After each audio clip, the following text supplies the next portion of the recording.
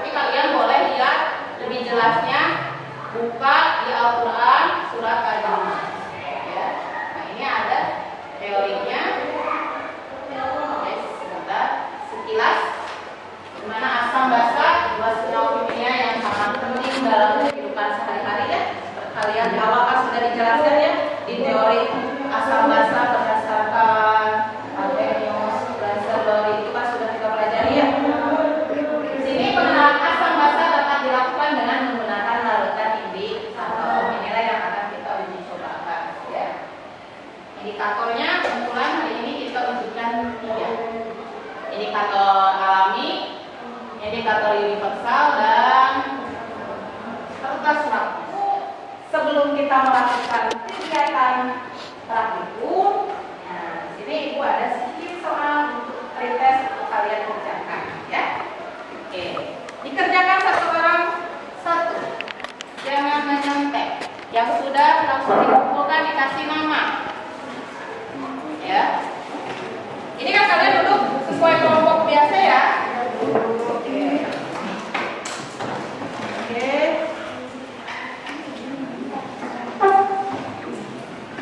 Jangan lihat referensi dulu, ini kan pretest, ya. Kerjakan sesuai kemampuan kalian.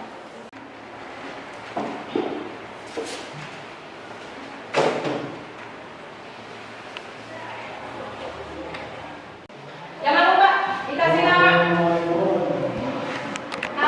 kelas satu terluar dengan kelas yang lain. Ini kelompok 1 ya. Berarti sana 2, ini 3, 4, 5. Sudah ya? Yuk, dikumpulkan. Nama jangan lupa kelas. Nama kelasnya jangan lupa. Ya. Oke. Sekarang sudah duduk berkelompok. Untuk mempersingkat waktu, ibu bagikan LKPD-nya terlebih dahulu. Nanti setelah bagikan LKPD, kalian lihat LKPD-nya sebagian indikator apa yang kalian gunakan.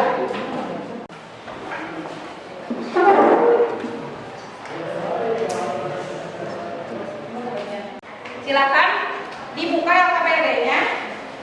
Ibu sengaja di sini ada 5 kelompok. Jadi ibu ada yang 2 kelompok sama jenis indikatornya. Jadi di sini di kelas ini yang menggunakan indikator universal itu 2 kelompok, kelompok 1 dan kelompok 2. Sebelah sana ya. Oke.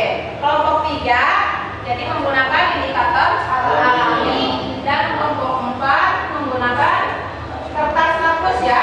Nah, oke. Silakan kalian buka halaman kedua, di situ ada tujuannya ditulis, petunjuk beserta ringkasan materi, dan selanjutnya coba buka halaman 3. Di situ masing-masing LKPD ibu sudah berikan studi kasusnya. Tolong nanti dibaca apa yang kalian temukan dari studi kasus tersebut. Selanjutnya diisi pertanyaannya untuk halaman 4. Setelah itu baru ke kegiatan praktikum. Nanti kalian isi apa saja alat dan bahan yang dibutuhkan untuk praktikumnya, kemudian prosedur kerjanya atau langkah kerjanya, dilanjut tabel pengamatan, analisis pengamatannya nanti diisi sesuai apa yang kalian kerjakan pada saat praktikum.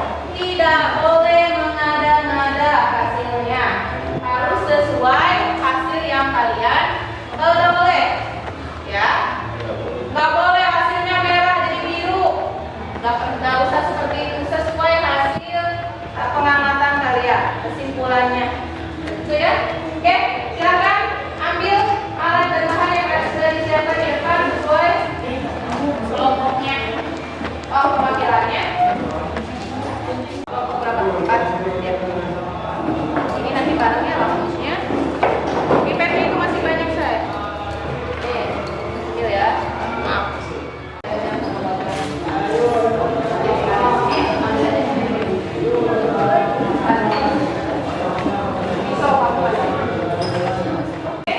Silakan disesuaikan dengan LKS, ya. LKS, mohon maaf, LKPD yang diberikan. Yang kebagian apa?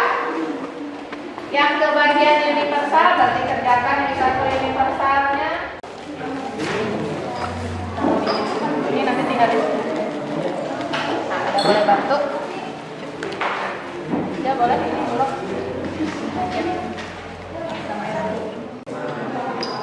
Coba ambil aja.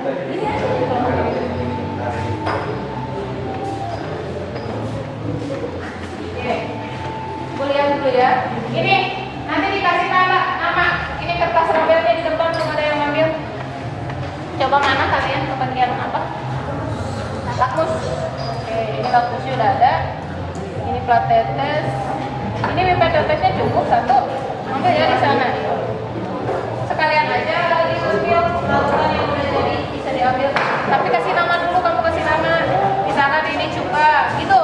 Kertas labelnya. Kasih nama, tempel di sini. Misalkan ini air sabun, Aquades, bisa air jeruk. Nanti baru terakhir pipet kalau kurang masih banyak. Jangan lupa ya, penggunaan pipet ketika sudah dipakai salah satu larutan tidak boleh dipakai, harus dicuci terlebih dahulu. Ya, satu pipet untuk satu larutan. Bahan-bahannya susah. Gak usah banyak-banyak, yang penting kan diambil ekstraknya ya. Untuk uji cobanya nanti aja terakhir, ketika larutannya sudah kumpul semua, baru ya. Nah, ini mau pakai apa aja, Sob? Dikasih nama nih.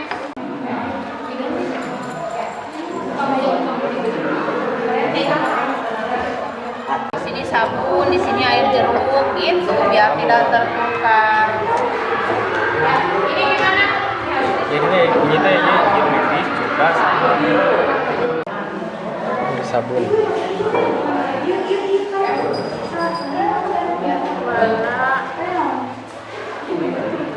Ini gimana? Lancar?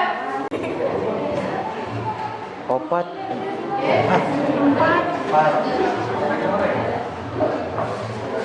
Ditulis ya. Corona berarti nggak mudah.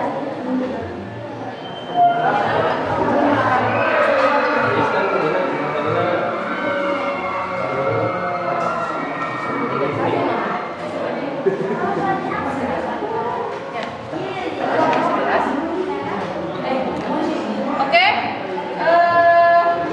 kami berjalan sudah. Untuk yang kelompok indikator universal, perwakilannya silakan presentasikan hasilnya di depan. Ada yang mau? Rijal? Ya Bu. Oke, boleh bagus, silakan.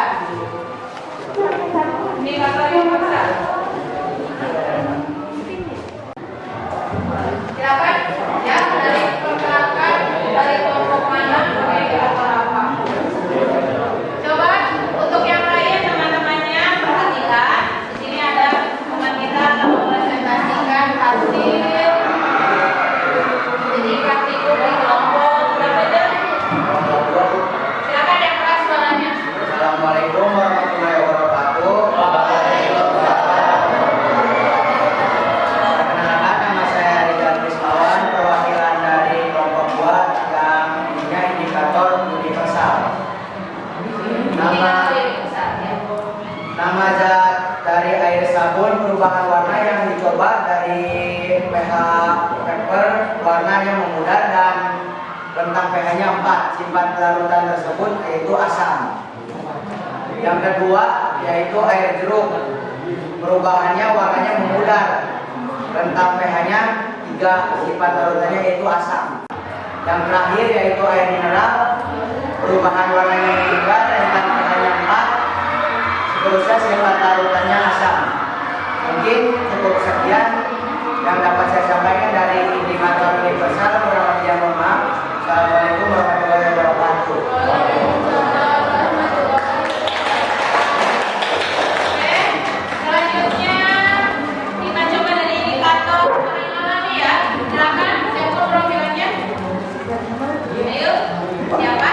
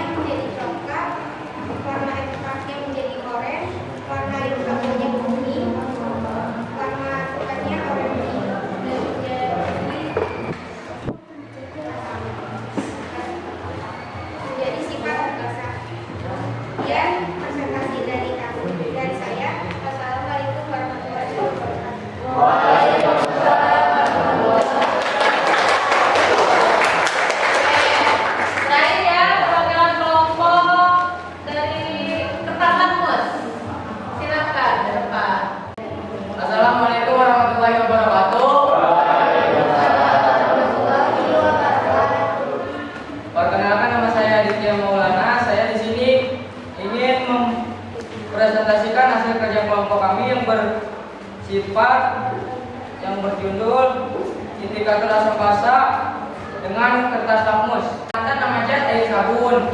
Perubahan pada lakmus merah menjadi biru. Lakmus biru tidak berubah atau tetap. Sifat larutannya basah. Air biru, perubahan pada lakmus merahnya tidak berubah. Perubahan pada lakmus birunya menjadi merah. Sifat larutannya asam. Nama zat larutan garam dapur. Perubahan pada lakmus merahnya tidak berubah. Perubahan pada lakmus birunya tidak berubah. Sifat larutannya netral. Yang kelima, air soda. Perubahan pada lakmus merah menjadi biru. Perubahan pada lakmus biru tidak berubah. Sifat larutannya basah. Menguji 5. Begitu. Mungkin itu saja yang bisa saya sampaikan. Mohon maaf bila ada salah kata. Assalamualaikum warahmatullahi wabarakatuh. Waalaikumsalam. Oke, hampir itu ya perwakilan dari masing-masing indikator mungkin ya, karena kita tujuannya kan sama ya, untuk mengidentifikasi larutan yang ada yang dicobakan sifat asam, basa atau netral. Oke, sebelum menyimpulkan dari kegiatan kita hari ini, apa sih kesimpulan yang dapat kita ambil dari kegiatan praktikum hari ini?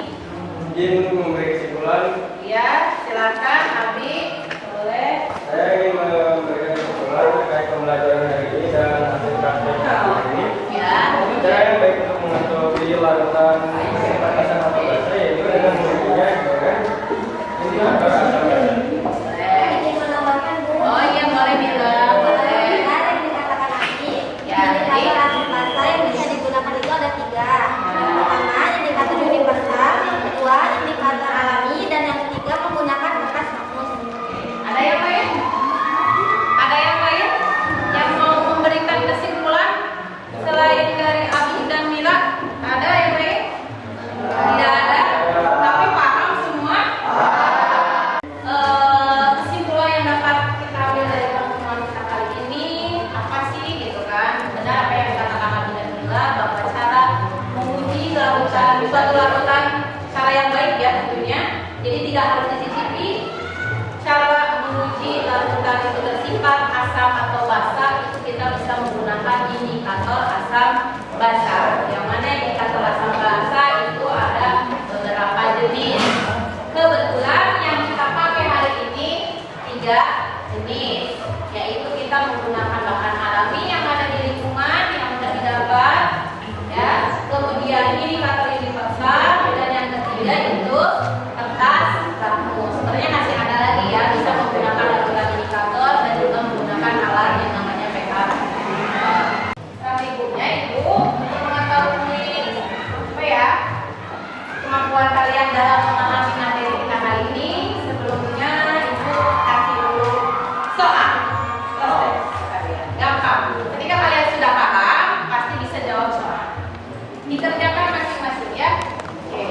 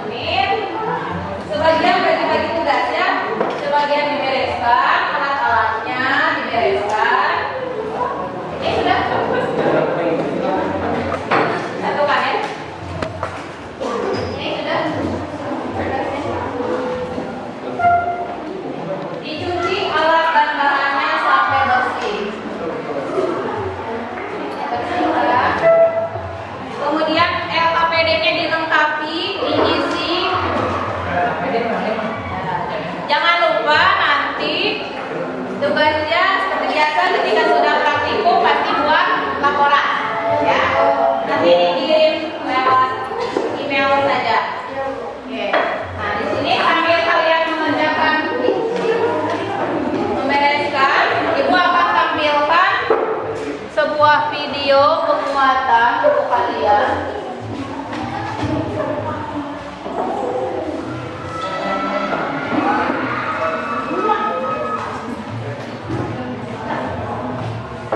Coba ya, kalian didengarkan. Senyawa asam basa dapat diidentifikasi secara aman menggunakan indikator. Apa sih indikator itu? Iya, indikator merupakan zat yang menunjukkan masa berbeda dalam kondisi asam. Kayaknya indikator bahan alat itu kebetulan contoh sampel yang di depan kalian praktekkan bunyi dan membantu satu ya. Ya. Ya, hanya penguatan saja. Baik. Sebelum mengakhiri materi kita kali ini, materi pembelajaran kita kali ini, lebih baiknya coba di sini ada yang berkenan menyampaikan pesan dan kesan kita selama proses pembelajaran hari ini berlangsung. Hari ini ada, oh iya, siapa? Baiklah, oke. Ya. Pesan dan kesan hari ini tentang pembelajaran dan praktek hari ini itu cukup menarik dan seru, Bu. Menarik, seru ya. Dan melatih kekuatan kelompok, Bu. Oh iya. Dan- Jadi lebih ini ya, kerja keras, kerjasama. Ya, Bu. Seperti itu. Dan menambah wawasan yang belum kita ketahui, Bu, tentang asam basa, Bu. Dari tepuk tangan. Menarik gitu ya, menyenangkan. Ada yang lain barangkali? Yuk. Ada yang mau menyampaikan pesan-pesan yang lain? Oh, Rija, boleh. Rija, kenapa? Bagaimana? Nah, menarik Bu, jadi kita bisa belajar tidak hanya teoritis, jadi kita langsung terjun ke prakteknya Bu, jadi tidak hanya membaca teoritis, jadi kita nggak tahu Bu, langsung Bu praktek. Jadi kita terlibat langsung gitu ya? Ya Bu. Jadi kita tahu materi itu tidak hanya dikasih tahu sama guru sama ibu. Ini loh asam, ini loh basa. Ketika dicampur ini nanti warnanya jadi ini jadi itu gitu. Ya, Jadi Bu. kalian lebih senang kalau kita melakukan praktikum. Ya. Lebih seru. Ya. Senang. Ada dukanya enggak? Kesan masa bagus semua? Ada enggak? Senang semua? Senang, Bu. Enggak ada enggak senangnya? Benar. Oke, terima kasih. Kalau memang berarti untuk kedepannya boleh dipikirkan kedepannya insya Allah akan sesering mungkin melakukan kegiatan praktikum. Tapi jangan lupa biar tidak